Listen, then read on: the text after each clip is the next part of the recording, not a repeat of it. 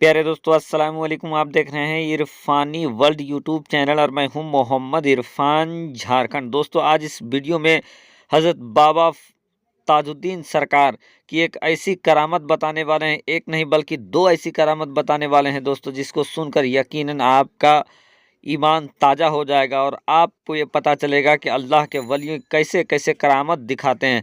जी हाँ दोस्तों, बाबा ताजुद्दीन सरकार का जिंदा करामत इस वीडियो में आपको हम बताने वाले हैं, तो इस वीडियो को ज़रा से भी स्किप ना करें दोस्तों। साथ ही साथ अगर आप भी अल्लाह के वलियों के चाहने वाले हैं तो इस वीडियो को शुरू से लेकर अंत तक देखें और चैनल को कर लीजिए सब्सक्राइब, साथ ही साथ बेल के बटन को ऑन कर दें और ऑल नोटिफिकेशन के ऑप्शन को दबा लें ताकि आने वाला हर वीडियो सबसे पहले आप तक पहुँचते रहे। दोस्तों, चलिए वीडियो का स्टार्ट करते हैं। एक बार का वाक़या है कि अब्दुल हसन, जिनके जानिब से ये पूरा करामत बताया गया है, उनका नाम अब्दुल हसन बताया जाता है। अब्दुल हसन एक बार वाक़े शरीफ अपने वालिद के साथ पहुंचते हैं और हज़रत बाबा ताजुद्दीन सरकार के दरबार में वो खाना बनाने के लिए, लंगर बनाने के लिए डेग चढ़ाते हैं। उसके बाद डेग चढ़ाने के बाद आग लगाते हैं, लकड़ियाँ इकट्ठा करके उसके बाद आग लगाते हैं दोस्तों, ताकि लंगर बनाने के बाद उसको लोगों में तकसीम किया जाए, जायरीन में तकसीम किया जाए।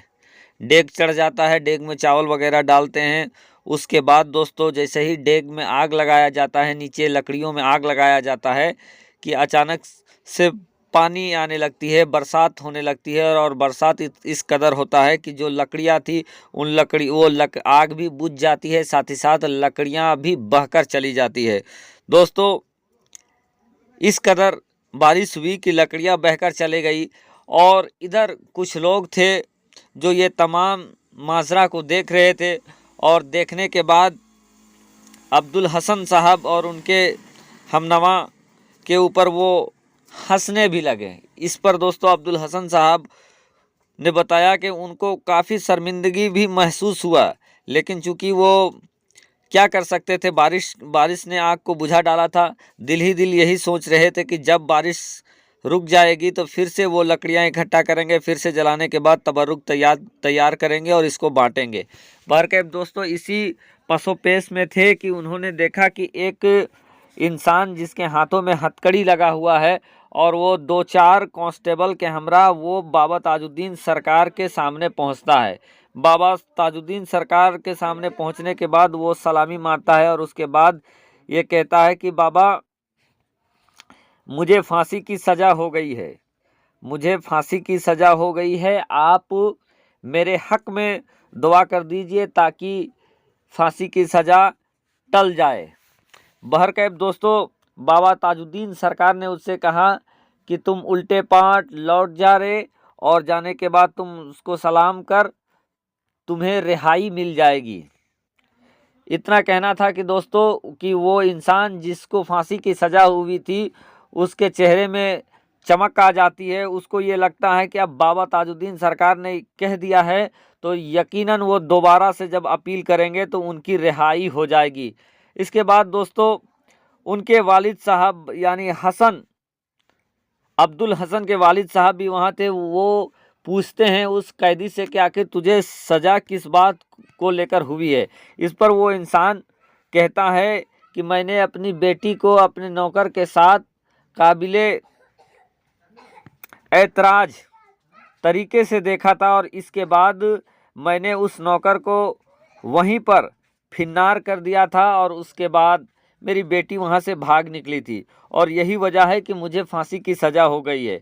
लेकिन बहरकैफ अब ताजुद्दीन सरकार ने मुझे कह दिया है और जमानत और अपील का इशारा भी कर दिया है, तो अब मुझे ये लगने लगा है कि मैं जब अपील करूंगा ऊपरी अदालत में तो मुझे बरी कर दिया जाएगा, छोड़ दिया जाएगा। बहरकैफ दोस्तों, कुछ ऐसा ही हुआ। जब अगली बार उस कैदी ने अपील किया तो बाबा ताजुद्दीन सरकार की दुआओं का ये असर रहा कि उसको जमानत मिल गई, उसको छुट्टी मिल गई और उस मुकदमे में उसकी जीत हो गई। दोस्तों, फिर अब्दुल हसन साहब ये कहते हैं, दो गैर मुस्लिम औरतों का वाकया भी वो बयान करते हैं इस तरीके से कि एक बार का वाकया है कि दो गैर मुस्लिम औरतें अब बाबा ताजुद्दीन सरकार की बारगाह में आती हैं दोनों ही गैर मुस्लिम औरतें जिनका कोई औलाद नहीं था, शादी हुए कितने वक्त गुजर गया था लेकिन औलाद नहीं था। दोस्तों दोनों आते हैं बाबा ताजुद्दीन सरकार के दरबार में और उसके बाद बाबा ताजुद्दीन सरकार से दुआ की दरख्वास्त करते हैं औलाद के लिए। इस पर बाबा ताजुद्दीन सरकार अपनी झोली से 2 लड्डू निकालते हैं और उसको थोड़ा सा चखने के बाद दोनों औरतों को दे देते हैं। बहरकैफ दोस्तों एक औरत उस लड्डू को खा लेती है, दूसरी औरत उस वक्त जहाँ पर ये लड्डू दे रहे थे बाबा ताजुद्दीन सरकार दरिया के किनारे थे, रेत पे बैठे हुए थे। बहरकैफ वो एक औरत वो लड्डू खा लेती है, दूसरी औरत नज़र बचाकर रेत में ही उस लड्डू को दबा देती है। बहरकैफ दोनों औरत वापस लौट जाती है। दोस्तों मामूल के मुताबिक जब वक्त होता है तो एक औरत जिसने लड्डू खा लिया था उसके यहाँ पर एक बच्चा पैदा होता है, लड़का पैदा होता है, और जब लड़का पैदा होता है तो वो बाइसे मुसर्रत वो अपने बच्चे को लेती है और बाबा ताजुद्दीन सरकार के दरबार में बाल उतारने का जो रस्म होता है उसको करने के लिए वापस आती है। इधर दोस्तों उसकी सहेली जिसके साथ पहली बार वो गई थी उसको भी बुला कर ले गई बाबा ताजुद्दीन सरकार के दरबार में। चूँकि पहली बार भी ये दोनों औरतें ही बाबा ताजुद्दीन सरकार के दरबार में गए थे। बहरकैफ जब बाबा ताजुद्दीन सरकार के दरबार में ये औरत दोनों ही औरत जा रही थी तो जिसने रेत में अपने लड्डू को दबा दिया था उसके अंदर काफ़ी आहो जारी था कि अगर काश वो इस लड्डू को खा लेती तो आज उसका भी गोद हरा भरा हो जाता। लेकिन बहुत गम और पछतावे के अलावा कुछ नहीं था। दिल ही दिल सोच रहे थे कि इस बार बाबा ताजुद्दीन सरकार के कदमों में लेटकर उनसे दुआ की दरख्वास्त करेंगे। बहरकैफ दोस्तों दोनों ही औरत जब पहुंचती है बाबा ताजुद्दीन सरकार से मिलने के लिए तो इत्तफाक देखिए कि बाबा ताजुद्दीन सरकार उसी जगह पर मिलते हैं जिस जगह पर पहली बार उन्होंने लड्डू दिया था। बहरकैफ ये औरत जिसका जो साहिबे औलाद हुई थी वो बाबा ताजुद्दीन सरकार के कदमों में अपने बेटे को रख देती है और जब कदमों में रखती है तो दूसरी औरत के अंदर इतना तड़प पैदा होता है कि वो भी कदमों में गिर जाती है ताजुद्दीन सरकार के और कहती है बाबा मुझसे गलती हो गई, मेरे लिए भी दुआ कर दे ताकि मैं भी साहिबे औलाद हो जाऊं। बहरकैफ दोस्तों बाबा ताजुद्दीन सरकार ने उस औरत से कहा कि तुम्हारा बच्चा तो रेत में दबा हुआ है, रेत से निकाल लो, लेकिन वो औरत और आहोजारी करने लगती है। इस पर बाबा ताजुद्दीन सरकार उसके हक में दुआ कर देते हैं और अल्लाह के फजलो करम से ये भी औरत साहिबे औलाद हो जाती है। और इसके बाद दोस्तों कुछ ही दिनों के बाद दोनों ही औरत बाबा ताजुद्दीन सरकार के हाथों में कलमा पढ़कर मुसलमान हो जाते हैं। तो दोस्तों अल्लाह के वलियों का अलग मर्तबा होता है। अगर किसी के हक में वो दुआ कर देते हैं तो अल्लाह तबारक व तआला उस दुआ को काबिल कबूल कर देता है।